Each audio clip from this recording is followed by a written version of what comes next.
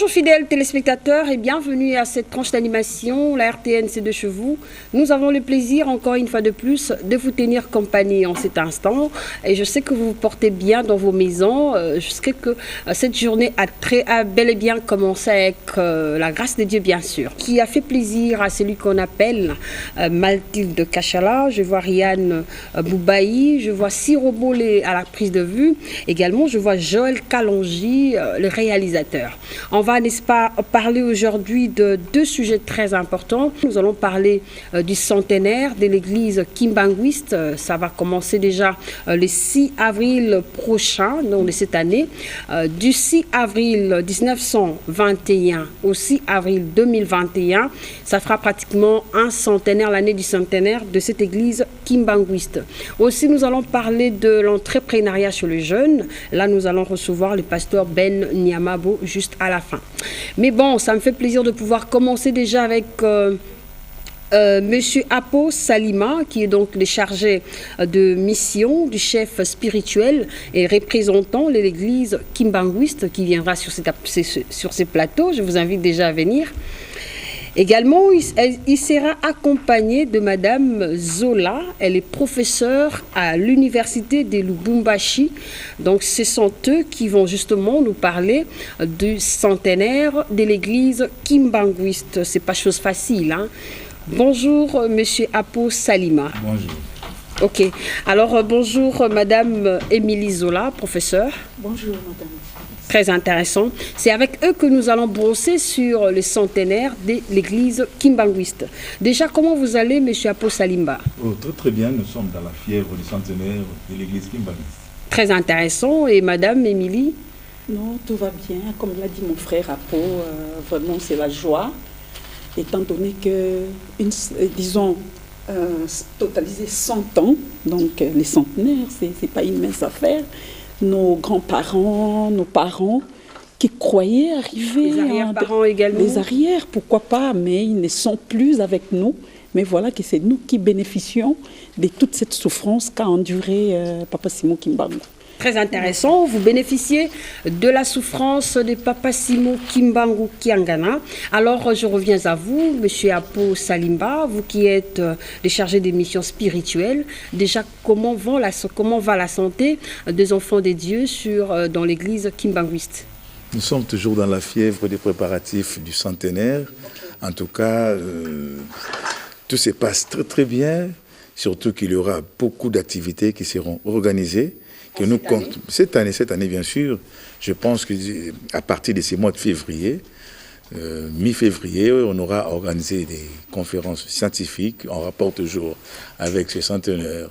Il y aura des concerts religieux, des expositions par rapport à tout ce que l'Église a connu de 1921 à 2021. Très intéressant. Voilà. C'est vraiment une trajectoire en fait. J'en suis fière finalement. On remercie, n'est-ce pas, la ténacité de personnes qui ont milité avec Simon Kimbangu Kiangani pour, n'est-ce pas, en faire aujourd'hui une source de provenance spirituelle pour certaines personnes et pourquoi pas dans le monde entier. Alors parlons un peu de l'historique de l'église kimbanguiste parce qu'on doit récapituler en fait. Oui, une petite correction. Simon Kimbangu Kiangani, c'est l'actuel chef spirituel. Okay. C'est comme si madame n'arrive toujours pas à comprendre. Non, voilà. Oh là là, j'ai confondé. Merci beaucoup. Heureusement, on va enlever ça. Okay. Donc, le père fondateur de l'église kimbanguiste, pour ne pas dire du kimbanguisme, c'est bien sûr Papa Simon Kimbangu. Voilà. L'actuel chef a seulement pris son nom, a hérité ce nom-là de Simon Kimbangu et on a ajouté Kiangani qui est le nom de son père géniteur. Très bien. Voilà. Par rapport à la question que vous venez de me poser, vous avez dit l'historique. Récapitulons un tout petit peu. Voilà. Moi, je vais parler. J'espère aussi que ma sœur qui est juste en face de moi aura aussi à me compléter. Tout à fait. L'église kimbanguiste, c'était un certain 5 avril 1921. 5 avril 1921, Papa Simon Kimbangu conversait avec Jésus-Christ. Ce n'est pas une utopie, ce n'est pas un hasard. Jésus-Christ apparaît vers lui et il lui a confié la mission. Il a dit, Moi, j'avais fait mon travail, mais ce travail n'était pas arrivé à sa fin. Maintenant, c'est à toi de continuer mon œuvre. Alors, il faut travailler, il faut prêcher la bonne nouvelle, il faut parler de Dieu. Papa Simon Kimbangu dira à sa femme, Maman Mouilou, représentée par Madame Émilie. Tout à fait. Bien sûr, voilà. Maman Mouilou, Papa Simon Kimbangu lui intima l'ordre de sonner la cloche. Sonne la cloche. Parce que demain, 6 avril 1921, moi, je vais commencer mon travail. Je vais commencer le travail de Jésus-Christ. Ok. Et Maman Mouilou, sans pour autant hésiter, il sonna la cloche. Et le 6 avril 1921, en Kamba, Papa Simon Kimbangu faisait une petite promenade dans un village voisin de Kamba, Jérusalem, à Gombe-Kintuka. Il va se retrouver devant une femme vraiment agonisante, répondant, permettez, au nom de Nkiantondo. Cette femme était fortement malade, elle ne se retrouvait même pas, et Papa Simon Kimbangu s'approcha près d'elle, et la guérissait. Au nom de Jésus-Christ. Elle a guéri au nom de Jésus. Et à partir de ces moments, c'est cette date qui est considérée, c'était le 6 avril 1921, c'est cette date, bien sûr, qui est considérée comme étant la date du ministère, du début du ministère de Papa Simon Kimbangu. Comme il est question de parler de Papa Simon Kimbangu, c'est cette même date aussi qui est considérée comme étant la date de la fondation, pour ne pas dire de la création de l'église kimbanguiste. Voilà. Est-ce que vous n'avez pas modifié la date de la création selon les fondateurs? Non, non. Modifié par rapport à quoi? Je dis très bien. Je sais de quoi je parle. Oui, la date du 6 avril 1921, le jour où Papa Simon Kimbangu opérait son premier miracle au travers de la dame qui était fortement souffrante, là je cite Maman Kiantondo, c'est cette même date aussi qui est considérée comme étant la date de la fondation de l'église kimbanguiste. Très intéressant. Je reviens à Maman Émilie. Zola, vous pouvez rajouter quelque chose par rapport à l'historique? Merci beaucoup. En tout cas, les gens qui nous suivent doivent retenir que l'église kimbanguiste vient de loin. Fêter tout un centenaire, ce n'est pas une mince affaire. Quand Papa Simon Kimbangu a débuté son ministère, il était pris pour... il était considéré comme fauteur de troubles. Vous savez que c'était pendant la période coloniale. Alors que, comme Papa Apo vient de le dire, il a reçu l'ordre lui intimé par notre Seigneur Jésus-Christ. Et partant de la guérison miraculeuse de Maman Kiantondo, et la nouvelle qui était arrivée presque partout, au Congo Kinshasa, Congo Angola, Congo Brazzaville, et voilà que tout le monde a cherché à arriver en Kamba, soit pour être guéri, parce qu'il faut noter que quand Maman Kiantondo avait été guérie de sa maladie, voilà que bien d'autres actions avaient été menées par Papa Simon Kimbangu. Les paralytiques pouvaient marcher, les aveugles avaient recouvré la vue. Il y a eu beaucoup d'activités et cela a suscité beaucoup de réactions de la part des Africains et pourquoi pas des Européens. Et cela a mécontenté les pouvoirs coloniaux. Et vous allez voir que partant de ce que nous venons de dire, il y a beaucoup de choses. On va arrêter Papa Simon Kimbangu les 12 septembre. Et bien avant cela, les villages d'Nkamba avaient été pillés, massacrés. Et on va l'arrêter, il sera jugé et même déporté à Elisabethville, aujourd'hui Lubumbashi. Et il a passé 30 ans de vie en prison et c'est le plus vieux prisonnier du monde. Je suis vraiment triste quand on me dit que c'est Mandela qui est le plus vieux prisonnier du monde. Non, c'est Papa Simon Kimbangu. Il faut voir, c'était pendant la période coloniale. Papa Simon Kimbangu a subi les atrocités. Et que dire de toutes ces personnes qui avaient accepté de l'accompagner?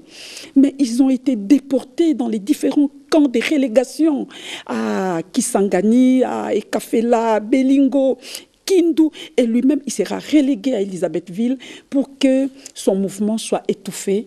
Mais ces gens-là avaient oublié que on ne peut pas détruire l'œuvre de Dieu comme si c'était un œuf qu'on pouvait casser facilement.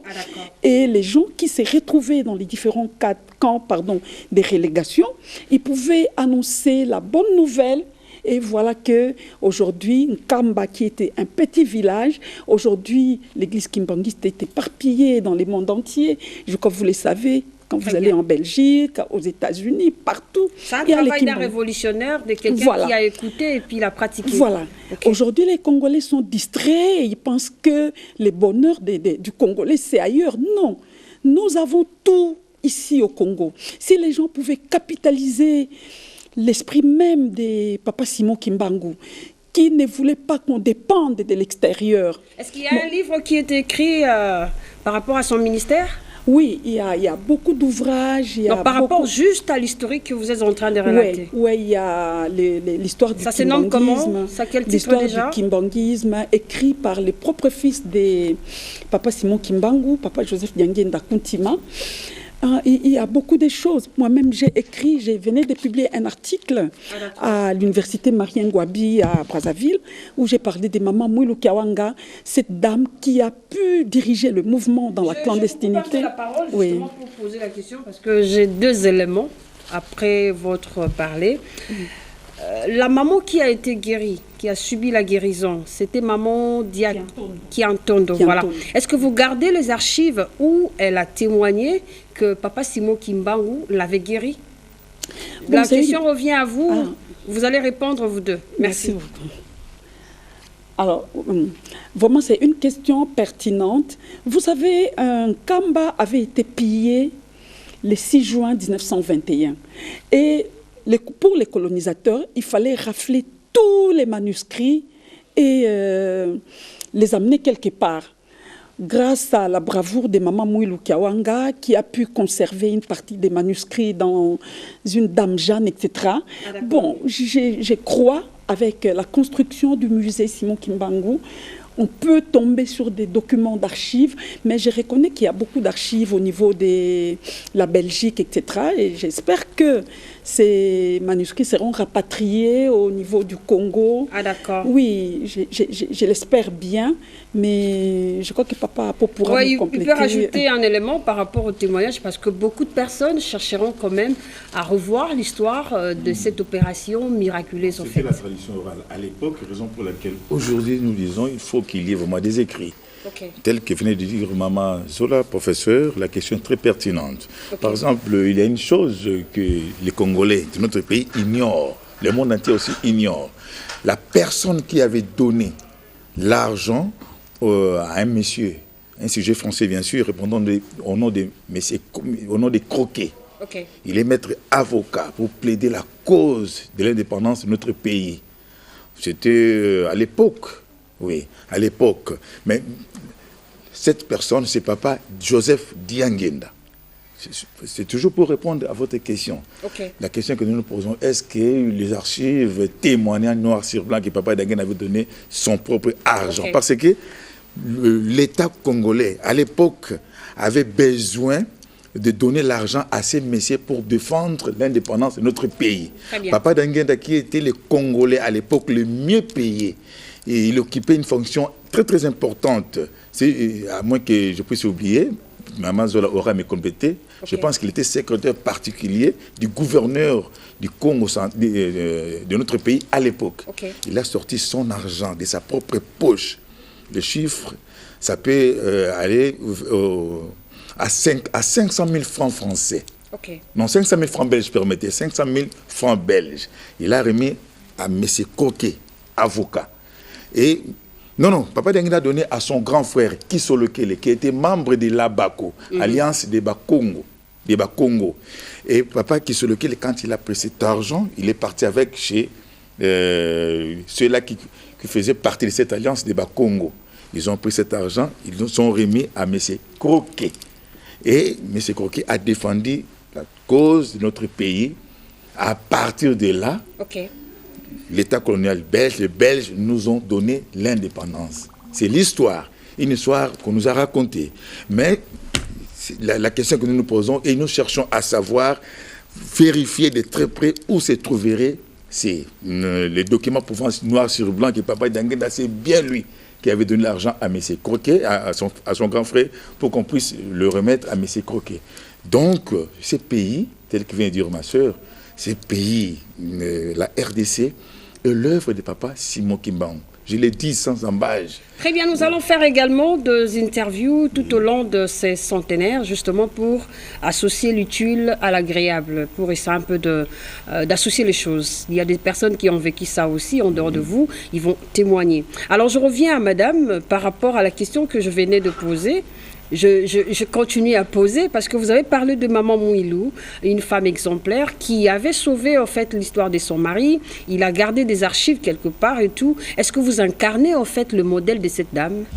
Merci beaucoup. Nous incarnons le modèle de Maman Marie Mouilou Nganditani parce qu'il faut dire que quand elle est décédée le 27 avril 1959 et en 1965, le 8 novembre si je ne me trompe pas, son fils, Joseph Diangenda Kuntima, avait jugé bon de créer l'association des femmes kimbanguistes. Okay. Tout ça en mémoire du combat mené par sa mère. Et aujourd'hui, l'association existe à travers le pays, à travers le monde, où il faut essayer d'imiter Maman Mouilou Nganditani. Cette femme qui a su conserver les valeurs lui transmises par son mari. Imaginez-vous, elle recevait les gens sans avoir peur du pouvoir colonial. C'est parmi les femmes combattante, elle recevait les gens malgré les maigres moyens qu'elle avait et elle pouvait pratiquer l'agriculture, etc. Elle a su garder ses enfants. Imaginez-vous, madame, pendant que son mari était déporté à Elisabethville, ses enfants étaient acheminés à la colonie scolaire de Boma pour le lavage des cerveaux. Les images existent. Papa Kisolo Kela a été... C'est bien, ça j'apprécie. On aura besoin de ça. Oui. On va séparer Maman Mouilou de ses enfants. Elle restait là très souffrante, etc. Mais elle a persévéré. Madame, j'ai la chair des poules quand je pense qu'aujourd'hui, 60 ans après l'accession de l'indépendance de notre pays, la Belgique qui donne le nom de Marie Mouilou Nganditani à l'une des avenues à Bruxelles. Il faut dire que les Blancs ne font pas les choses au hasard. Okay. C'est écrit ici. Les gens peuvent suivre ça. Et mais vous n'avez pas donné les titres. Ça s'intitule comment? Le titre, c'est Marie Mouilou Nganditani, une des grandes figures féminines de la résistance en Afrique, 1921-1959. Donc, comprenez que ce n'est pas un hasard. Donc, nous avons des gens qui sont nos modèles que nous devons suivre. Merci beaucoup. Oui. La femme ne peut pas trop parler de la femme. Je reviens à M. Apo Salimba. Est-ce que vous retrouvez ces genres de femmes dans notre pays? Ce sont des cas rares, Maman Mouilou, à l'époque paysanne, mais il a pris l'église en main. Papa Simon Kimbangu arrêté. On est parti avec lui très très loin au Katanga, mais Maman Mouilou est resté avec l'église. C'est lui qui était le chef spirituel, entre guillemets, de l'église Kimbangis au moment où son mari a été arrêté. Mais aujourd'hui, le monde ne les connaît pas, raison pour laquelle nous sommes là pour parler du centenaire, parler de l'histoire de l'église Kimbangis, parler de Maman Mouilou, qu'est-ce qu'elle a joué comme rôle dans ces pays au niveau de l'église Kimbangis. Et pourquoi pas, notre pays peut reconnaître en elle comme étant une femme avec les qualités vraiment exceptionnelles, si on peut lui attribuer même des titres honorifiques, cela va nous réjouir. Très intéressant, elle a travaillé pour le pays, et il y a beaucoup de personnes qui ne suivent pas, justement parce qu'elle s'est fait modèle au travers de l'inspiration que Dieu a donnée à son mari. Donc on peut dire que l'église kimbanguiste aujourd'hui est en train d'hériter le bonheur que Dieu avait déposé en son serviteur Simon Kimbangu. On continue, on va parler justement de cette période de clandestinité.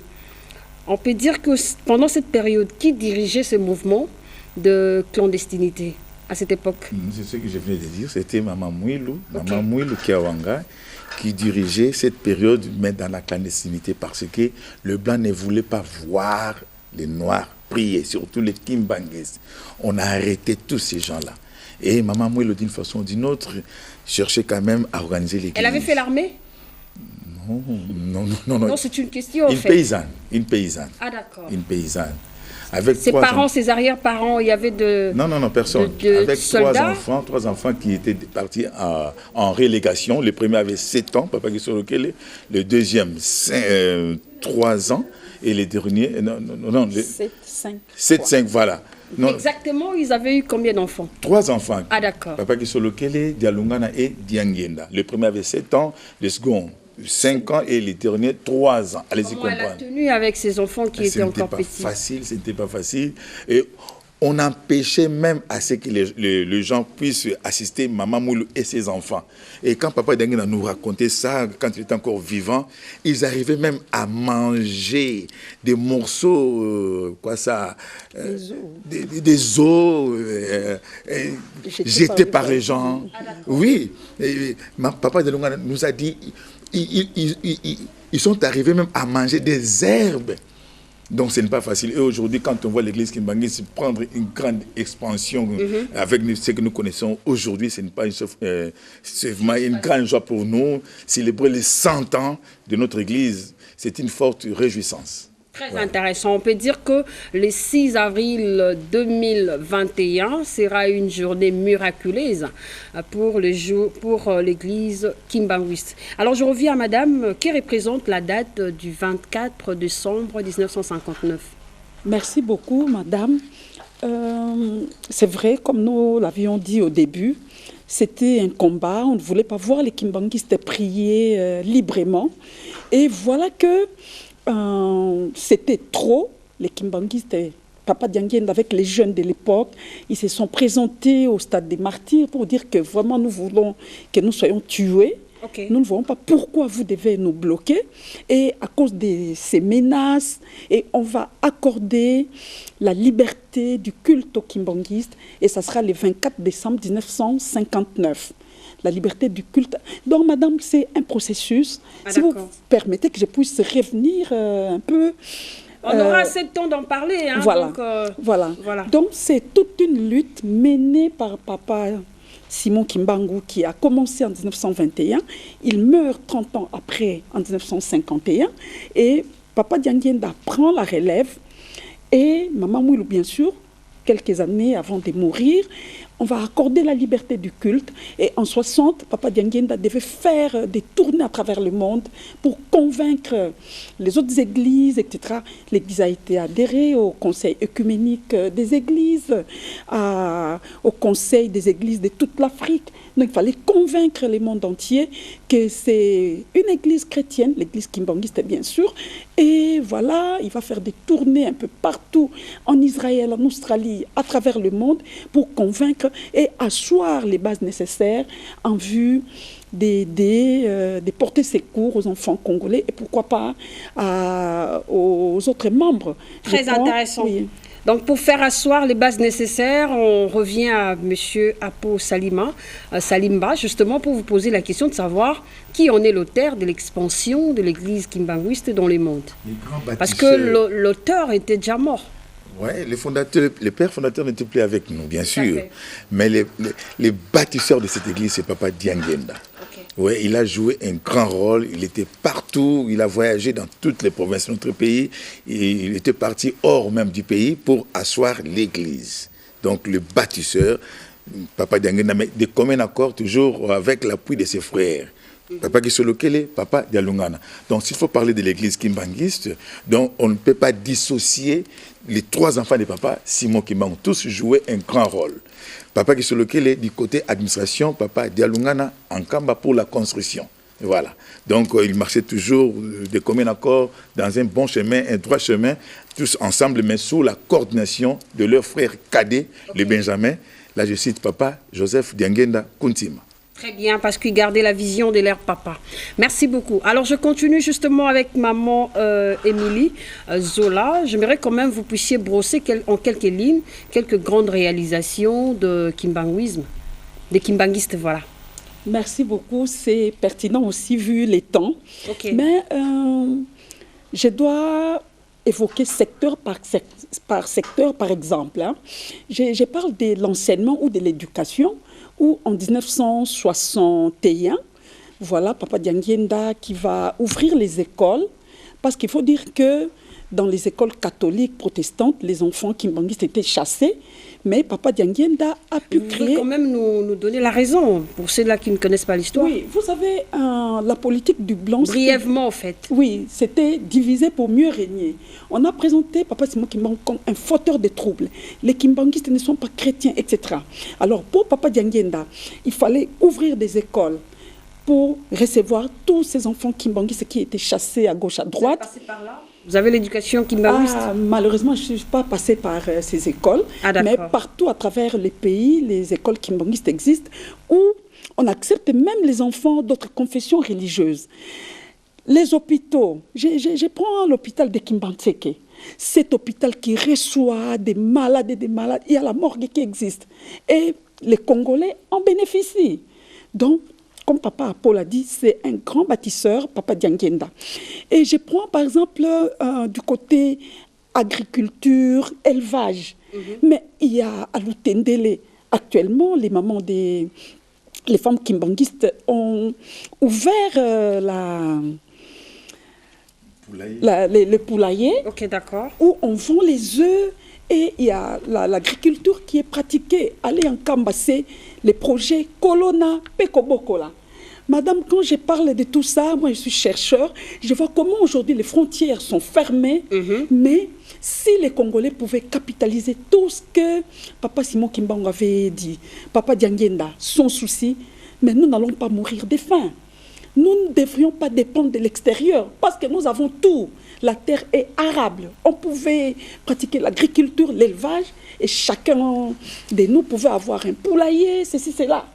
Donc, nous voulons toujours dépendre des autres, et c'est pourquoi nous avons la corde au cou, nous pleurons. Nous croyons que l'extérieur, les étrangers vont venir à notre secours. Non. Il y a Colonna et Kobokola. Et à part ça, il y a...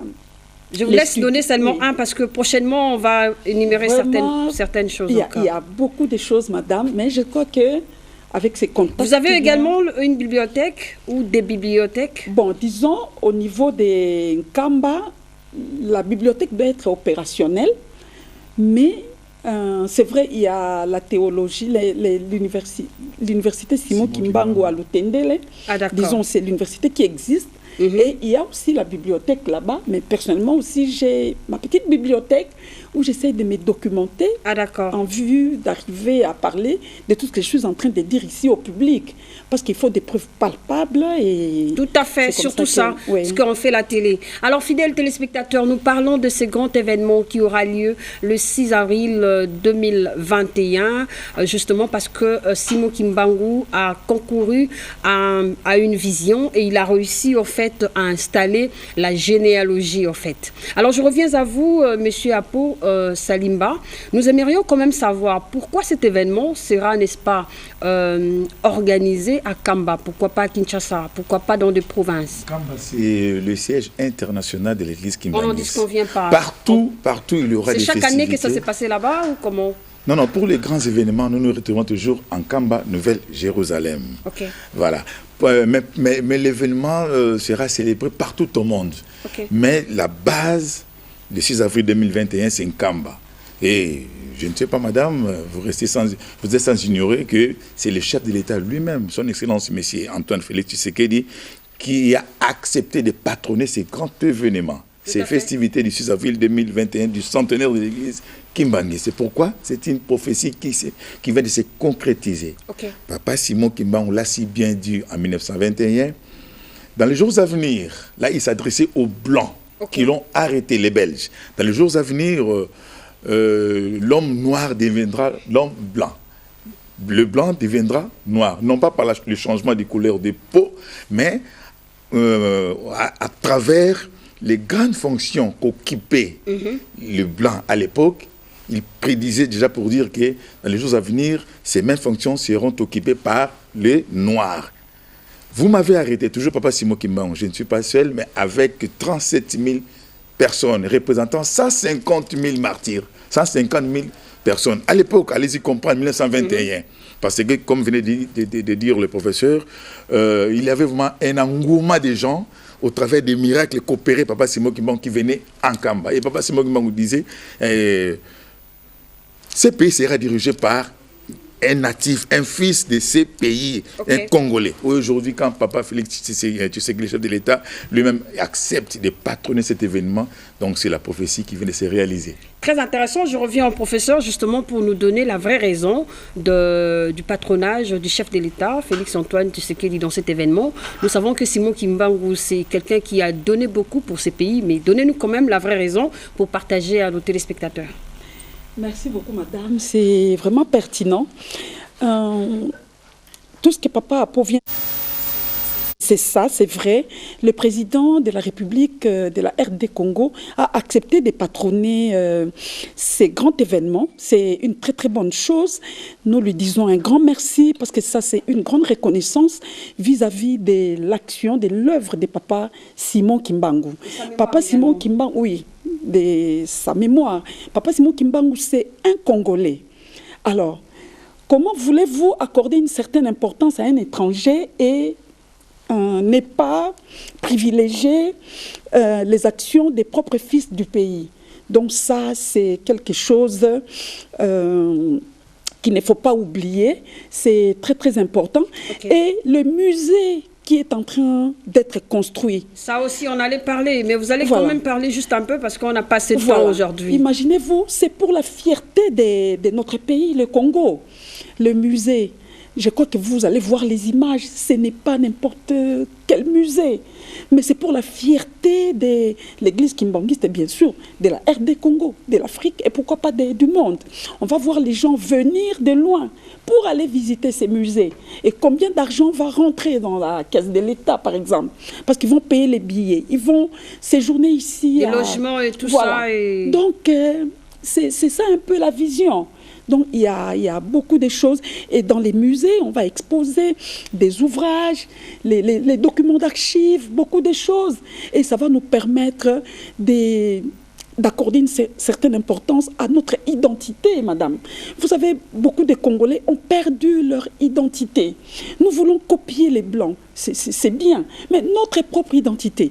Allez en Chine, allez un peu partout, vous voyez comment ces gens-là sont fiers de garder leur identité. Un enfant qui est dans les seins de sa mère, c'est déjà qu'il y a ça, donc je dois faire ceci et ne pas faire cela. Garder la culture, en fait. Voilà, oui, voilà.